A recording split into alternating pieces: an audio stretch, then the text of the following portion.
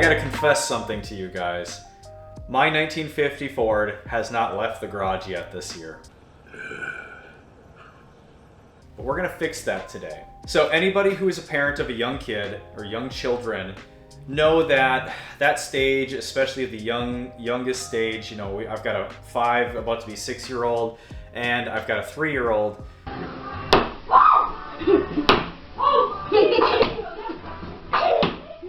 You just know that like there's a lot going on. Life is very demanding of you, and things that you would love to be top of your priority list, they just can't be. Because ultimately your children are the biggest priority, your family is the biggest priority. And things like my beautiful classic Ford just ended up sitting on the back burner, but we're fixing that today. We're getting this thing out, we're gonna do an inspection on it, and we're gonna take it for a little cruise through Duluth, Minnesota, see the sights, and I'm gonna take you guys with. So let's get this thing on the road.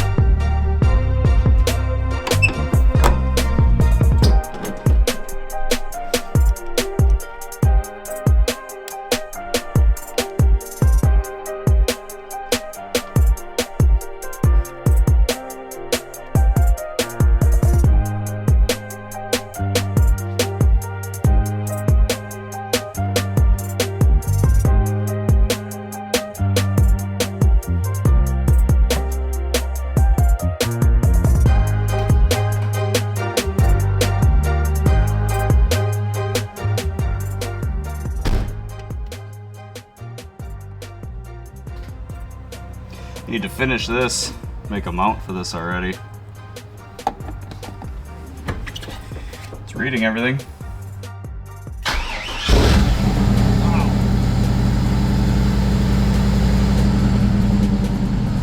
That's surprising. I can't believe it fired up that easy.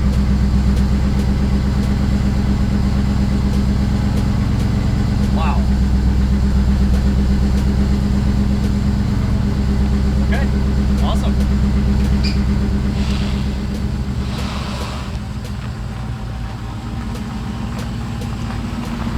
First drive of the year, you guys.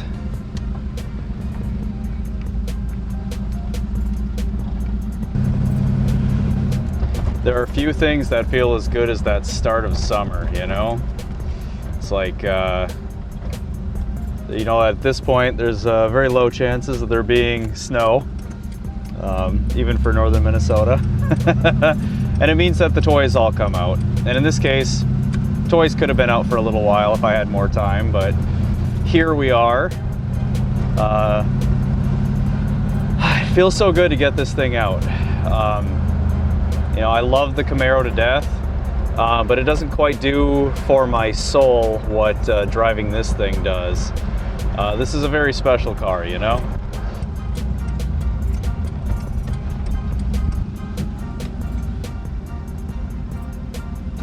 2 hours later.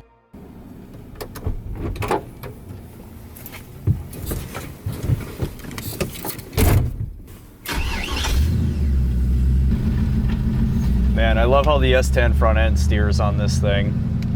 It's crazy the tight turning radius that you get. You know, it's a 70-some-year-old car and it turns super tight. Like, that hasn't been my experience with a lot of the classics that I've driven.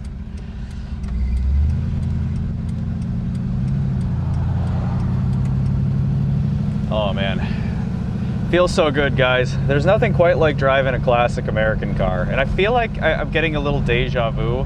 Like I've said this exact same thing before, but I mean, it's just the honest to God truth. It's such a good feeling. These are such great cars. And I've been wanting to do a video talking about why I think young people should get into these classics. Namely because right now, this, unfortunately, like this era of car is kind of like falling out of favor with the size of the population that it's had in the past, you know.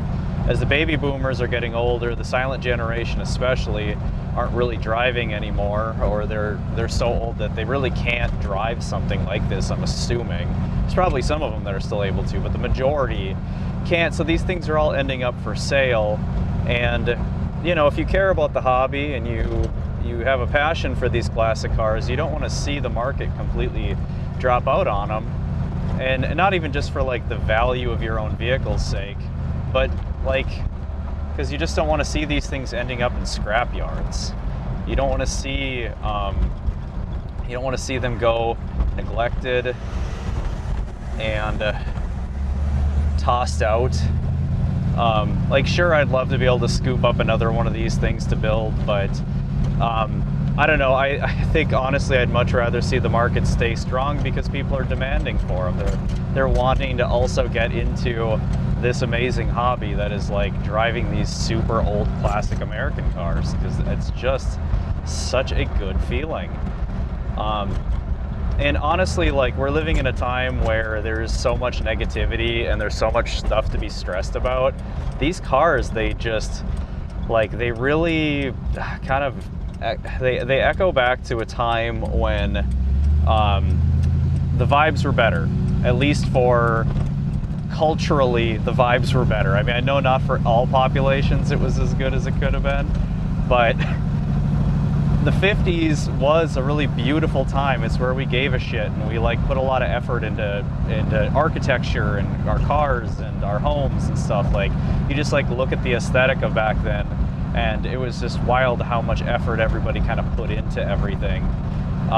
And I think like at a time when there's just like a lot of stress and a lot of negativity and fear about the future, I don't know, there's something to be said about driving a vehicle that's just, it's all like a good vibe like this thing is.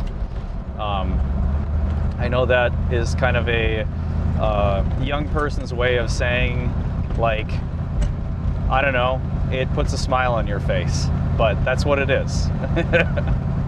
So I don't know, that's my message to young people. Try it out. Like, not all of them are as challenging as, say, like a learning how to drive a 3-speed on the tree. Like, for sure, that's tricky.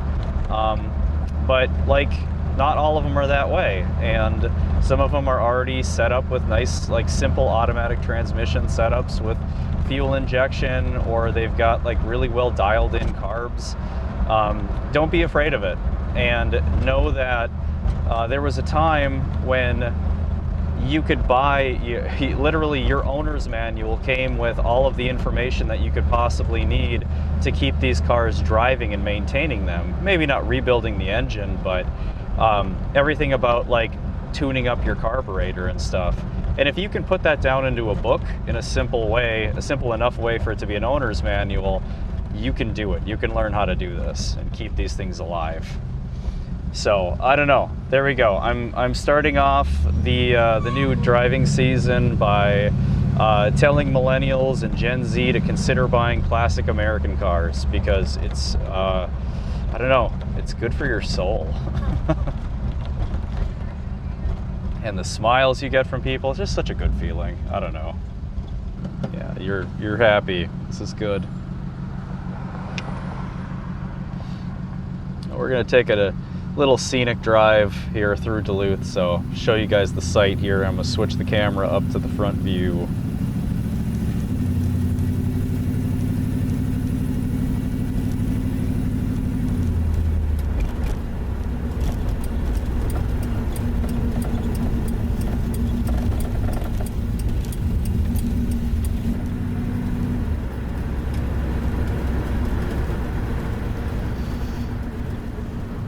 So instead of just showing plain video with no description, I might as well give you guys a little rundown of what we're seeing here as I'm cruising through Canal Park. So Canal Park is a pretty neat place. This is probably our busiest tourist spot in the area. And what it is it's a strip of land that's right along the lake, and this used to be entirely industrial area. So all these buildings that you're seeing, this is all industrial, shipping related businesses, as well as there's a scrapyard down here. And all of this industry has since moved, and the whole area got repurposed into a tourist area. So we've got a lot of shops, we've got a lot of restaurants, and a really nice area to just take a walk and kind of enjoy the sights. Tons of hotels and that kind of thing. So what we're coming up on is the aerial lift bridge. The aerial lift bridge is pretty special, and my understanding is there is very few, if not maybe this is the last of its kind, that is still operationally in use. So what you're hearing here is the bridge salute. This is kind of cool, and this is just a little honorary salute that the bridge and any vessel that's passing underneath within like a certain size, they salute back and forth. So that was the bridge doing a salute to it. We just passed the Maritime Museum, so that is a cute little museum that just has a whole bunch of different displays that show you some of the shipping history that's occurred on Lake Superior and coming through this particular port. So, anyways, hope this is interesting to you guys. Maybe one of these videos I'll actually do like a full history breakdown of Canal Park or parts of Duluth. So anyways,